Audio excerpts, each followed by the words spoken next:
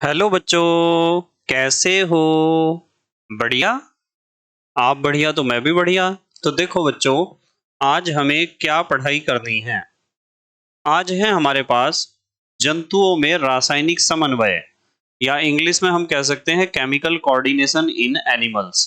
देखो, मैं आपको एक बात बताता हूँ कि ये जो चैप्टर है हमारा, ठीक है, इस चैप्टर को हमने पहले वीडियो में तो हमने पढ़ा था तंत्रिका तंत्र, नर्वस सिस्टम। और चैप्टर के दूसरे वीडियो में हमने पढ़ा था प्लांट हार्मोन्स, यानी पादप हार्मोन्स, जिसे आप पादप समन्वय भी कह सकते हो। और तीसरे वीडियो में हम डिस्कस कर रहे हैं जंतुओं में रासायनिक समन्वय, या केमिकल कोऑर्डिनेशन इन एनिमल्स। और इस वीडियो के बाद आपका पूरा चैप्टर कंप्लीट हो जाएगा। ठीक है। पर चैप्टर बड़ा इंपॉर्टेंट है। तीनों पड़ाव, जो तीन वीडियो हैं, वे तीन पड़ाव हैं इस चैप्टर के।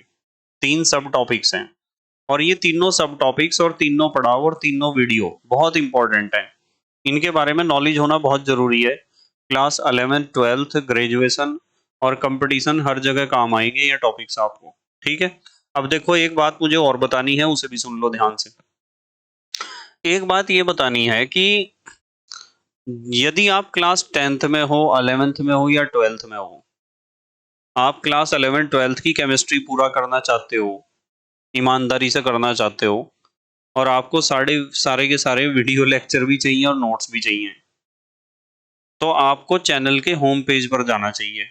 जो हमारे चैनल का होम पेज है यूट्यूब में, जब आप सर्च करोगे KMD सहारनपुर और चैनल के होम पेज पर जाओगे, तो होम पेज पर जाते ही सबसे ऊपर एक वीडियो दिखाई देगी, how to study with KMD Saharanpur. उस वीडियो पे क्लिक करो और समझो कि चैनल से पढ़ाई किस तरीके से करनी है। और आप जैसे ही होम पर जाते हो, वीडियो को तो देख लेना, फिर उसके बाद जैसे ही नीचे स्क्रॉल करते हो होम पर, आपको पहले क्लास 12th का पूरा सिलेबस मिलेगा। क्लास 12th का रिवीजन भी मिलेगा, क्लास 12th के बहुविकल्पीय प्रश्न भी मिलेंगे। ठीक है। क्लास 12th के शॉर्ट नोट्स भी मिलेंगे। उसके बाद आपको क्लास 11th का पूरा मटेरियल मिलेगा केमिस्ट्री का। और उसके बाद आपको एक प्लेलिस्ट मिलेगी क्लास 10th की। और ये क्लास 10th की प्लेलिस्ट का ही काम है जो इस समय मैं कर रहा हूँ। और आपको जो वीडियो लेक्चर आप देख रहे हो ना, ये क्लास 10th की प्लेलिस्ट का वीडियो लेक्चर है। तो मतलब मेरी कहने की बात यह है कि जो जो आपके डाउट्स हैं ना, कि सर हमें कैसे पढ़ाई करनी है, ठीक है, आपको सारी प्लेलिस्ट मिल जाएंगी चैनल के होम पर। ठीक है।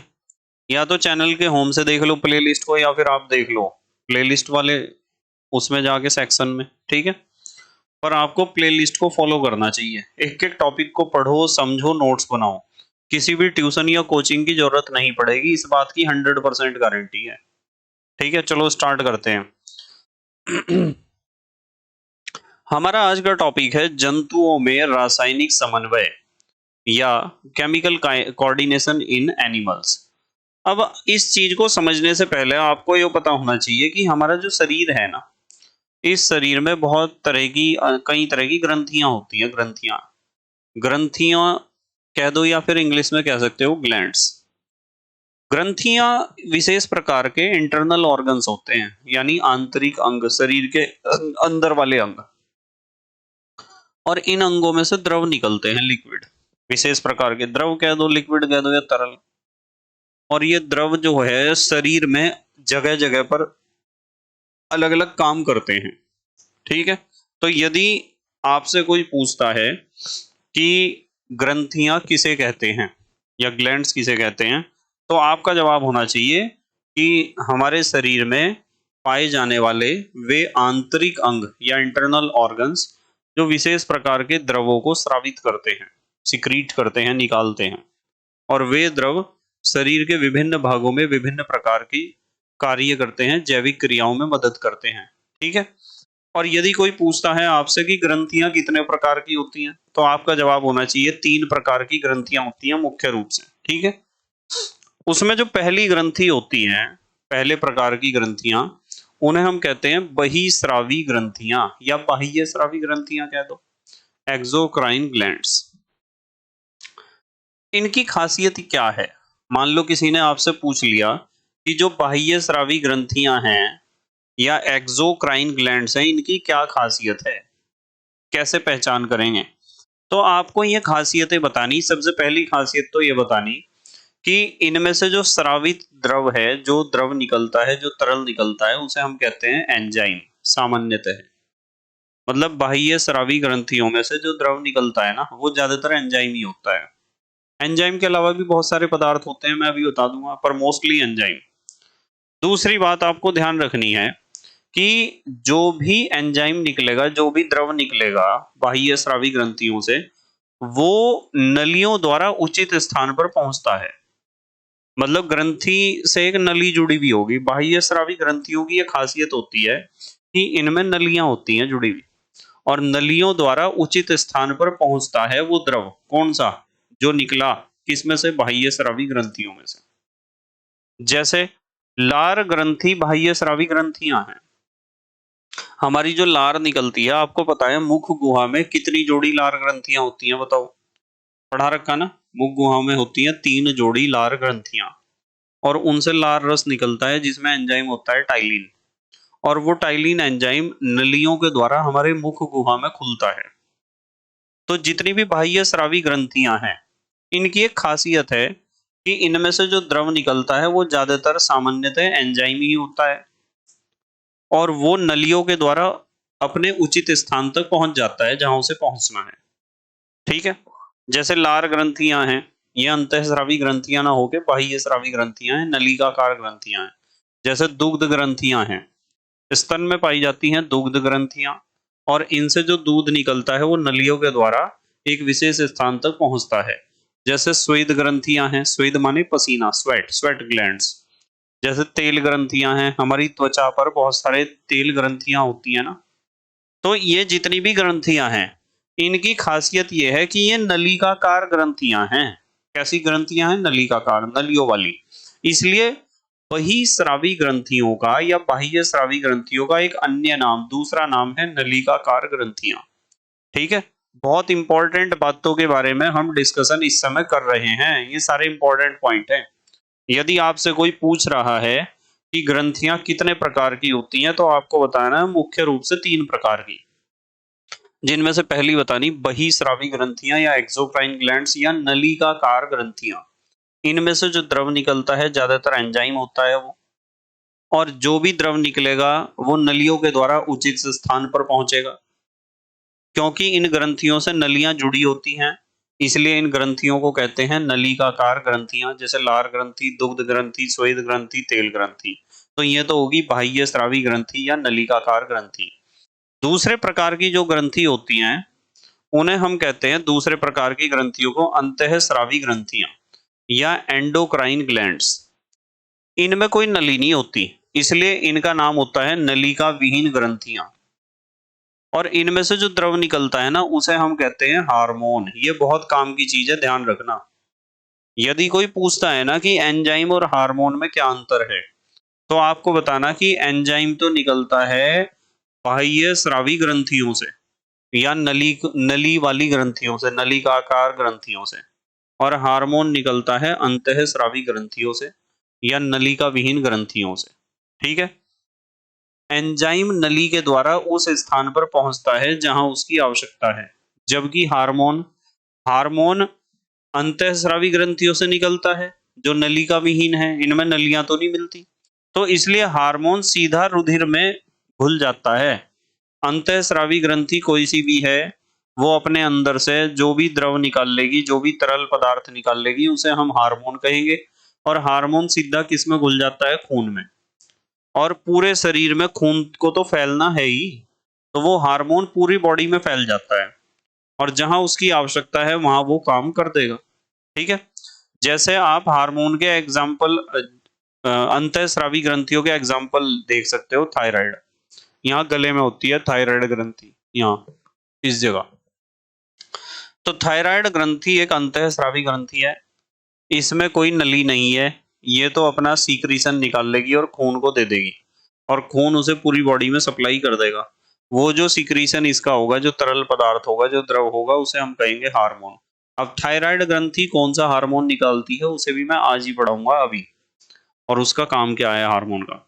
अधिवृक्क ग्रंथि, अधि माने ऊपर, वृक्क माने गुर्दे, गुर्दे के ऊपर। जब मैंने आपको उत्सर्जन तंत्र पढ़ाया था, एक्सक्रीशन सिस्टम, तो उसमें गुर्दे, किडनी या वृक्क के चित्र बनवाए थे आपको, और दोनों किडनी सेम के बीज जैसी थी।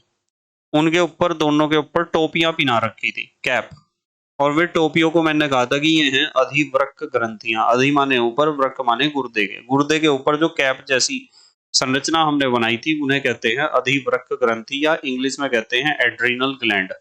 थायराइड ग्रंथि को इंग्लिश में थायराइड ग्लैंड ही कहते हैं। पीयूष ग्रंथि हमारे दिमाग में पाई जाती है, इसे इंग्लिश में कहते हैं पिट्यूटरी ग्लैंड, और इसे मास्टर ग्रंथि भी कहते हैं, मास्टर ग्लैंड, क्योंकि ये नियंत्रित करती है शरीर की सभी ग्रंथियों को। और दिमाग में भी यहाँ होती है, ये जो हमारा नाक के ऊपर माथा जहाँ तिलक लगाते हैं ना, तिलक, इस स्थिति में होती है। तो पीयूष ग्रंथि यहाँ होती है अंदर की तरफ, इस जगह, ठीक है, ध्यान रखना। मास्टर ग्लैंड कहते हैं इसे, मास्टर ग्रंथि। एग्जाम में क्वेश्चन आता है कि कौन सी अंतःस्रावी ग्रंथि को मास्टर ग्रंथि कहते हैं। तो आपको ये दो बातें तो समझ में आ गई होंगी। पहली, बाह्य स्रावी ग्रंथि वो है जिसमें से एंजाइम निकलेगा और वो नलियों के द्वारा उचित स्थान पर पहुंच जाएगा। इनमें नलियां होती हैं, इसलिए इन्हें नलिकाकार ग्रंथि कहते हैं। और दूसरी हमने पढ़ी अंतःस्रावी ग्रंथियां, एंडोक्राइन ग्लैंड्स। इनमें नलियां नहीं होती, इसलिए इन्हें नलिका विहीन ग्रंथियां या ट्यूबलेस ग्लैंड्स कहते हैं। इनमें से जो द्रव निकलता है उसे हम कहते हैं हार्मोन, और वो सीधा रुधिर में घुल जाता है, रुधिर में घुल के पूरे शरीर में फैल जाता है, जहां उसकी जरूरत है वहां वो काम कर देगा। यदि कोई एग्जाम में आपसे क्वेश्चन पूछता है कि हार्मोन किसे कहते हैं, तो आपका जवाब होना चाहिए कि हमारे शरीर में जो अंतःस्रावी ग्रंथियां होती हैं या नलिका विहीन ग्रंथियां होती हैं, वे जिस विशेष प्रकार के द्रव को या तरल को सिक्रीट करती हैं, स्रावित करती हैं, उस तरल को हम कहते हैं हार्मोन। और ये हार्मोन सीधा रुधिर में घुलकर पूरे शरीर में फैल जाता है, जहां इसकी आवश्यकता होती है वहां ये काम कर देता है अपना, ठीक है। तीसरे प्रकार की जो ग्रंथियां होती हैं उन्हें हम कहते हैं मिश्रित ग्रंथियां। क्या कहते हैं तीसरे प्रकार की ग्रंथियों को? मिश्रित ग्रंथियां या मिक्स्ड ग्लैंड्स। इनका एक भाग तो होता है अंतःस्रावी, यानी अंतःस्रावी किसे कहते हैं? जो नलिका विहीन हो, जो हार्मोन निकालती हो। और दूसरा भाग होता है बहिस्रावी, जो नलिकाकार हो, यानी एंजाइम निकालती हो। इसका एकमात्र उदाहरण आपको याद रखना है अग्न्याशय या पैंक्रियाज। इंग्लिश में कहते हैं अग्न्याशय या पैंक्रियाज। और आज का हमारा फोकस और हमारे सिलेबस का जो मेन फोकस रहेगा, जो सिलेबस का भी मेन फोकस है वो ये है, देखो यहाँ लिखा हुआ है, यहाँ लिखा हुआ है मनुष्य की अंतःस्रावी ग्रंथियां। इसमें पहली तो होती है पीयूष ग्रंथि या पिट्यूटरी ग्रंथि। इंग्लिश में नाम है ये पिट्यूटरी ग्रंथि, इसे मास्टर ग्रंथि या मास्टर ग्लैंड भी कहते हैं। दूसरी है थायराइड ग्रंथि, जो गले में पाई जाती है। तीसरी पैराथायराइड ग्रंथि, ये भी गले में ही होती है। थायराइड और पैराथायराइड एक दूसरे से मिली हुई होती हैं। चौथी अधिवृक्क, यानी वृक्क के ऊपर, किडनी के ऊपर, गुर्दे के ऊपर। पांचवी पीनियल काय, दिमाग में होती है, पीयूष ग्रंथि की बहन है, वहीं होगी, कहाँ होगी मैं बताऊंगा। छठी जनन ग्रंथियां, दो तरह की, वृषण और अंडाशय। वृषण को कहते हैं टेस्टिस और अंडाशय को कहते हैं ओवरी। वृषण मिलते हैं नर में यानी मेल्स में, और अंडाशय मिलते हैं फीमेल्स में यानी मादा में, यानी स्त्रियों में।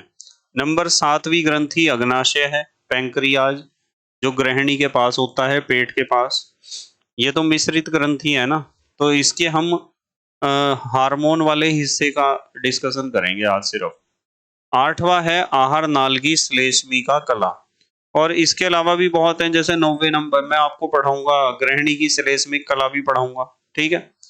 और भी जो लगभग 10 तरह की ग्रंथियां डिस्कस करूंगा मैं आपके साथ, इन दोनों को भी अलग अलग डिस्कस करेंगे, वृषण को और अंडाशय को, ठीक है।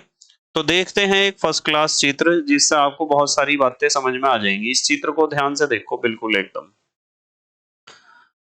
इस चित्र में आपको सबसे ऊपर दिखाई दे रहा कि ये जो ये वाला हिस्सा है ना हमारे दिमाग का, अब इसमें तो यहाँ दिखाई नहीं दे रहा स्पष्ट रूप से, इस हिस्से को बड़ा करके यहाँ दिखा दिया। और बड़ा करके जब दिखाया गया तो इसमें एक बात समझ में आई कि दिमाग का जो ये वाला हिस्सा है, इसमें ये एक छोटी सी ग्रंथि बन रही है, यहाँ देखो। इस छोटी सी ग्रंथि को कहते हैं पीनियल ग्लैंड या पीनियल ग्रंथि। ये तो पीनियल ग्रंथि है। और आगे की तरफ यहाँ एक ये लटका हुआ दिमाग के ऊपर है, ये लटका हुआ एक एक ग्रंथि ये है जिसे कहते हैं पिट्यूटरी ग्रंथि या पीयूष ग्रंथि या मास्टर ग्रंथि। ठीक है, दो ग्रंथियां तो ये होगी, एक तो हमारी पीनियल ग्लैंड हमें पढ़नी है, एक हमें पिट्यूटरी ग्लैंड या पीयूष ग्रंथि पढ़नी है। अब आप दिमाग से नीचे आ जाओ गर्दन वाले हिस्से पे। गर्दन वाले हिस्से पे जब इस वाले पार्ट को हमने बड़ा करके देखा, इस पार्ट को तो बड़ा करके वो ऐसा दिखाई दिया, और इसमें जो येलो कलर की ये ग्रंथि नजर आ रही ना आपको, बड़ी सी है येलो कलर की ग्रंथि। ठीक है, देख रहे हैं आप, इसे ही कहते हैं थायराइड ग्लैंड। ये थायराइड ग्रंथि है जो मैं बता रहा था, गर्दन ऊपर उठा के ऐसे यहाँ यहाँ होती है ये थायराइड ग्रंथि। ठीक है, समझ रहे हैं ना आप। उसके बाद इसके अंदर ये आपको डॉट नजर आ रहे चार, एक दो तीन और एक चार। ये डॉट जो होते हैं ये पैराथायराइड ग्लैंड के पार्ट हैं। तो पैराथायराइड ग्लैंड, पैराथायराइड ग्रंथि थायराइड ग्रंथि से अटैच्ड होती है। मैं सिर्फ यहाँ ग्रंथियों के बारे में ही डिस्कस कर रहा हूँ। जैसे ऊपर आप देख रहे होंगे कि सर आपने इसके थैलेमस के बारे में तो नहीं बताया। भाई थैलेमस तो हम दिमाग का एक हिस्सा है, इससे हमें कोई नहीं मतलब है। हमें तो यूं पता कि थैलेमस के ऊपर अटैच है पीनियल ग्लैंड भी, और पिट्यूटरी ग्लैंड इस तरह लटक रही जैसे पंखा लटक रहा आपके कमरे की छत पे। ये बात मैंने पहले भी आपको बताई थी।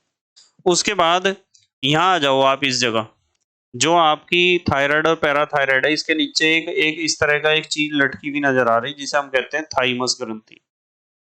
ठीक है, उसके बाद आ जाओ, दोनों किडनी नीचे नजर आ रही होंगी आपको, दोनों गुर्दे, एक गुर्दा तो ये है और एक गुर्दा ये है, किडनी कह दो गुर्दे कह दो वृक्क।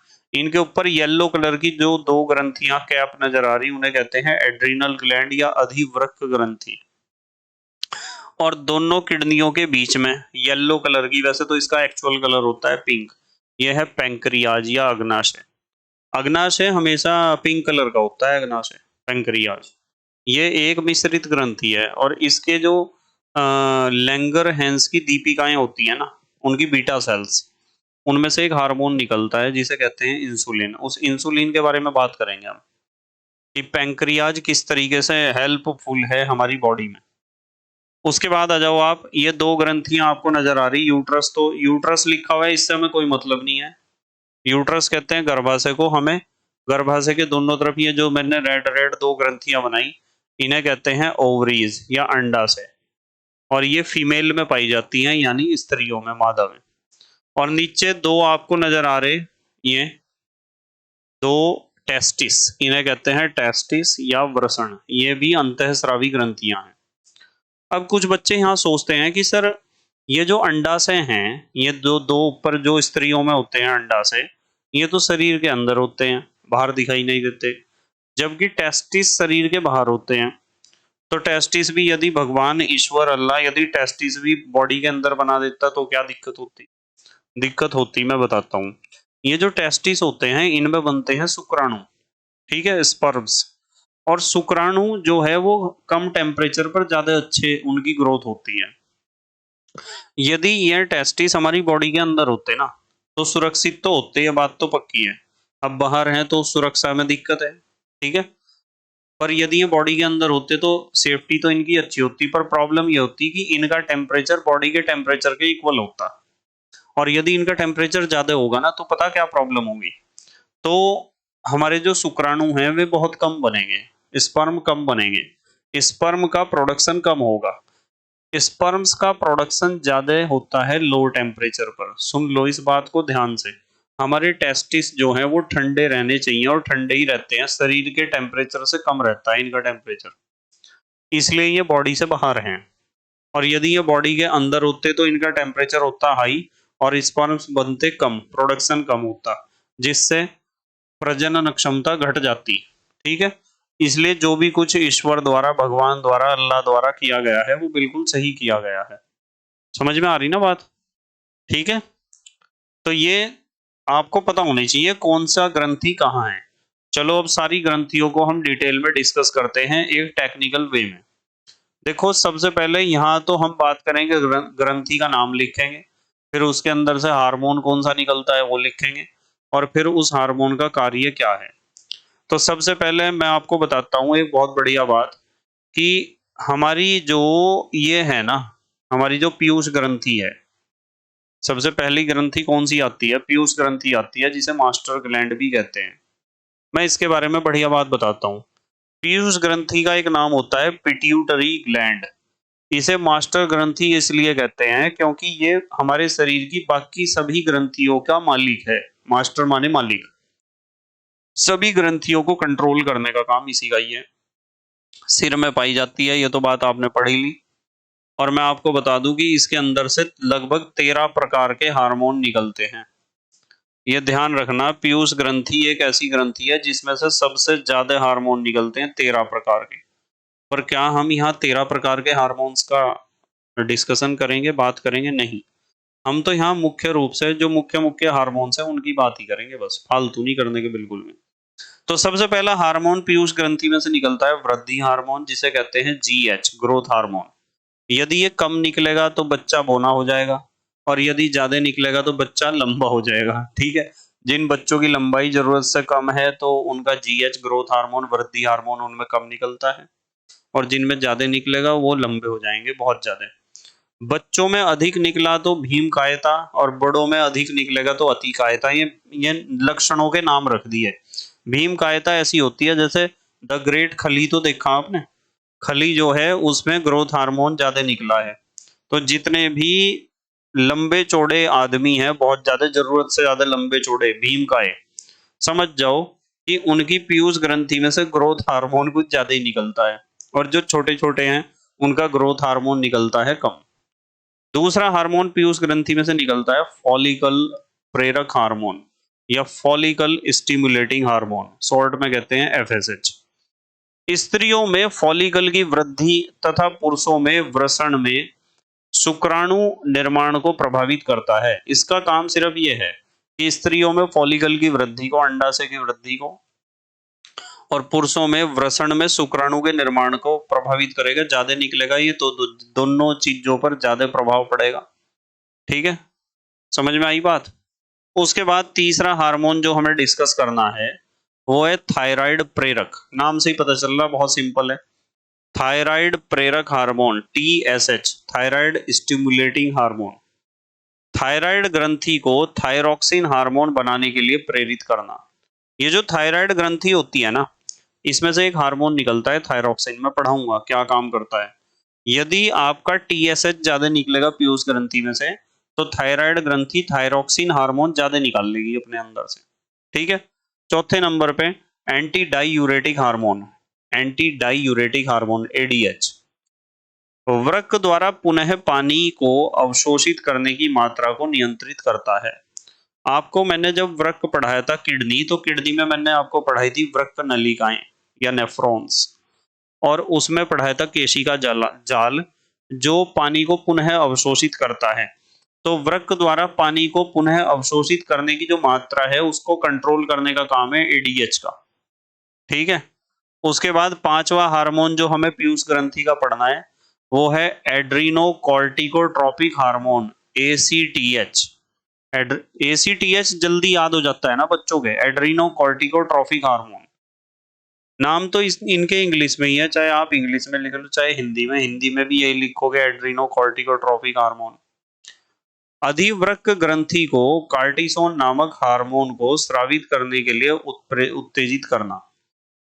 मतलब अधिवृक्क ग्रंथि तो पता है, जो वृक्क किडनी गुर्दों के ऊपर होती है कैप जैसी, उसमें से एक हार्मोन निकलता है जिसे कहते हैं कॉर्टिसोन।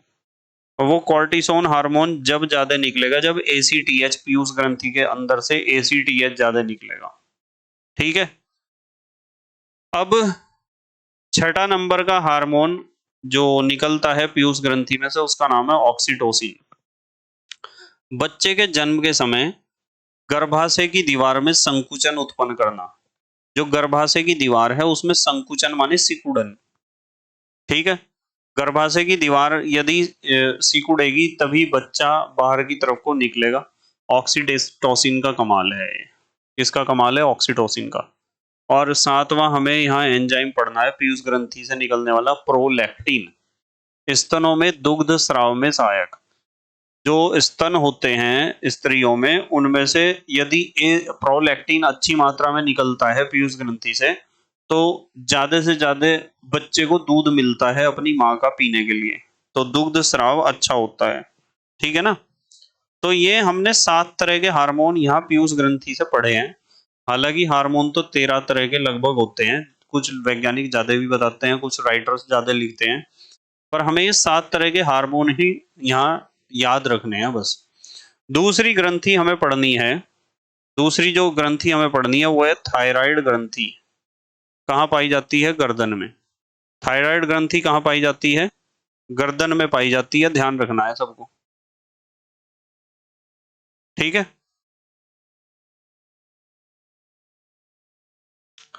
थायराइड ग्रंथि पाई जाती है गर्दन में, और इसमें से हार्मोन निकलता है थायरोक्सिन हार्मोन। कौन सा हार्मोन निकलता है? Thyroxine hormone. ठीक है ना। और थायरोक्सिन हार्मोन की खासियत क्या है उसके बारे में बात करेंगे। पहली खासियत, उपापचयी क्रियाओं पर नियंत्रण। उपापचयी क्रियाएं तो आपको पता है। उपापचयी क्रियाएं का मतलब हमारे शरीर में बहुत सारी क्रियाएं होती रहती हैं बनने और बिगड़ने की। उन बनने और बिगड़ने की क्रियाओं को ही हम कहते हैं उपापचयी क्रियाएं। क्या कहते हैं? एक मिनट रुक जाओ जरा थोड़ा सा। ठीक है, हो गया सही। उन बनने और बिगड़ने की क्रियाओं को हम कहते हैं उपापचयी क्रियाएं। तो उपापचयी क्रियाओं पर कंट्रोल करने का काम किसका होता है? थायरोक्सिन हार्मोन का होता है।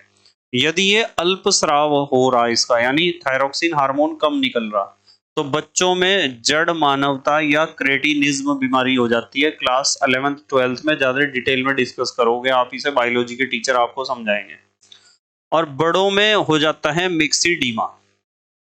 मैंने आपको बताया कि थायरोक्सिन हार्मोन यदि कम निकलेगा तो बच्चों में जड़ मानवता या क्रेटिनिज्म होगा, बड़ों में मिक्सिडीमा होगा, हृदय गति धीमी हो जाएगी, शरीर सुस्त हो जाएगा, मस्तिष्क दुर्बल हो जाएगा यानी कमजोर हो जाएगा दिमाग। तो ये हार्मोन बहुत काम का है, और जिसमें ये प्रॉब्लम होती है उसे कहते हैं कि इसे थायराइड की बीमारी है, इसे तो थायराइड है। ठीक है। अच्छा, यदि आयोडीन की कमी हो तो ग्रंथि सूज जाती है हमारी, ये थायराइड ग्रंथि, और सूजने से यहां से मोटा हो जाता है गला, मोटा। ज्यादातर महिलाओं को होता है, इसे कहते हैं घेंगा रोग। ये तो हुआ कम स्राव की बात। अब बात करेंगे हम अधिक स्राव की। यदि ज्यादा निकलता है थायरोक्सिन हार्मोन तो क्या होता है? अधिक स्राव में क्या होगा देखो। अधिक स्राव से एक्सोप्थेल्मिक ग्वाइटर या गलगंड रोग हो जाता है। चिड़चिड़ापन हो जाएगा ज्यादा, घबराहट होने लगेगी, आंखें बाहर निकली प्रतीत होंगी, ऐसे जैसे गोल गोल बाहर निकल गई आंखें एकदम। यदि ज्यादा थायरोक्सिन हार्मोन निकलेगा, तो ये थायरोक्सिन हार्मोन भी सही मात्रा में निकलना चाहिए।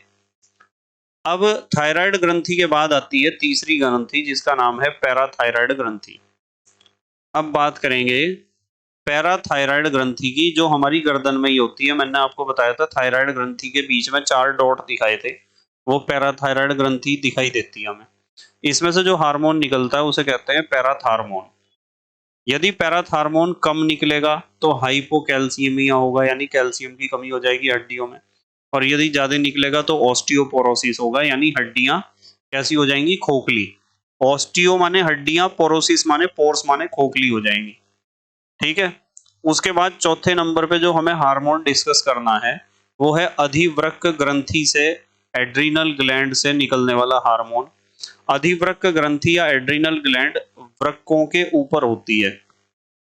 इससे एक हार्मोन निकलता है कॉर्टीन या कॉर्टिसोन। यदि कम निकलेगा तो भूख कम लगेगी, प्रोटीन को शर्करा में बदलने में सहायक है ये कॉर्टिसोन हार्मोन। ठीक है। जिसमें ये बढ़िया निकलता है ना, उसे पूरे दिन भूख लगती रहती है बस। वो हमेशा अपनी मम्मी को कहता है मम्मी कुछ खाने को है, मम्मी कुछ खाने को है। पूरे दिन मम्मी का दिमाग खराब करके रखता है वो। ठीक है। जिसमें कॉर्टिसोन हार्मोन ज्यादा निकलता होगा। और दूसरा हार्मोन है कॉर्टिकोस्टेरोन। यदि ये कम निकलेगा तो पुरुषों में स्तन आ जाएंगे। स्तन तो समझ रहे हैं आप, ब्रेस्ट।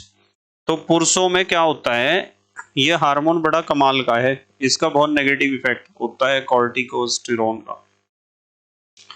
यदि ये कॉर्टिकोस्टेरोन कम निकल रहा है पुरुषों में, तो पुरुषों में तो आ जाते हैं स्तन, और स्त्रियों में आ जाती है दाढ़ी मूछ।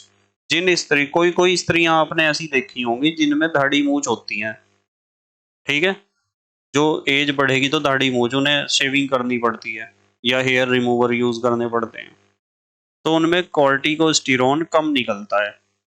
और जिन पुरुषों में कम निकलेगा उनके क्या आ जाएंगे, स्तन आ जाएंगे। उसके बाद एक हार्मोन यहां से निकलता है अधिवृक्क ग्रंथि से, एड्रीनलिन। यदि अधिक निकलेगा तो रोंगटे खड़े हो जाएंगे। रोंगटे तो पता है, रोए, ये जो बाल होते हैं हमारी त्वचा पर छोटे छोटे, रोंगटे खड़े हो जाएंगे, पुतलियां उभर जाती हैं यदि ज्यादा निकलेगा एड्रीनलिन। ग्रंथि की अल्प क्रियाशीलता, यदि ये ग्रंथि कम काम करती है तो एडिसन रोग होगा। कौन सी ग्रंथि, अधिवृक्क ग्रंथि, एड्रीनल ग्रंथि। हार्मोन तो तीनों पढ़ लिए हमने। ग्रंथि कम क्रियाशील है तो एडिसन रोग हो जाएगा, हाइपोग्लाइसीमिया हो जाएगा, पोन्स रोग हो जाएगा। और यदि ग्रंथि करती है बहुत ज्यादा काम, यदि अतिस्राव करती है, ज्यादा हार्मोन निकालती है, तो क्या होगा, कुशिंग रोग होगा, एड्रिनल विरिलिज्म होगा। ये रोगों के नाम आपको थोड़ा याद रखने हैं, ध्यान रखना, ठीक है। इनकी डिटेल हमारे कोर्स में नहीं है। पांचवी ग्रंथि हमें पढ़नी है अग्नाशय ग्रंथि या पैंक्रियाज। ये ग्रहणी के पास होती है। ग्रहणी तो पता है आपको, ड्यूडिनम, सी आकार की नली जिसमें अग्नाशय का एक पाइप जुड़ा हुआ और एक लीवर का, यकृत का। इसमें से जो हार्मोन निकलता है उसका नाम है इंसुलिन, और इंसुलिन की कमी से होता है मधुमेह, शुगर या डायबिटीज। हमारा जो खून है ना, हमारे खून की एक खासियत है कि इसमें ग्लूकोज होता है घुला हुआ। अब बच्चे सोचते हैं कि सर खून में ग्लूकोज कहाँ से आया। खून में ग्लूकोज आया जब जब पाचन क्रिया होती है ना, तो पाचन क्रिया में हमारा ब्लड छोटी आंत के चारों तरफ चला जाता है ग्लूकोज उठाने के लिए, जिसे आप कहते हो अवशोषण। और जब छोटी आंत के चारों तरफ ब्लड गया, ग्लूकोज वहां से उठाया, तो ब्लड में तो ग्लूकोज होगा ही। पर ब्लड उस ग्लूकोज को कोशिकाओं को बांटता रहता है ना अपनी।